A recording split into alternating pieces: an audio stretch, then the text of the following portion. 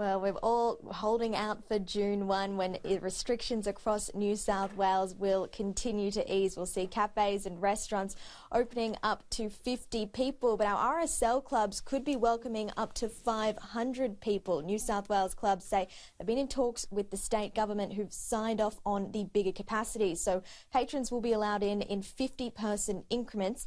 The total capacity inside a venue will be determined by the number of cafes and restaurants inside. So if there's one cafe and two restaurants inside one of those RSL venues, they could see 150 people welcome into their clubs.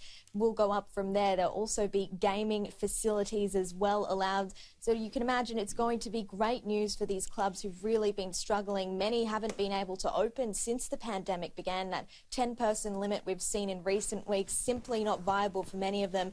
When that 50-person limit was announced, also, there was calls saying that's not viable for some of these mega clubs. So it's exceptions and allowing bigger people for those venues that do have multiple restaurants inside is great news for them. Also on Monday, we've heard weddings, funerals and churches will now be allowed 50 people indoors as well. Just got a few more days to waiting for that 50-person limits to be open across New South Wales for a very different experience than we've had over the past few weeks. Yeah, it will be a massive Monday in New South Wales. Thank you, Isabella.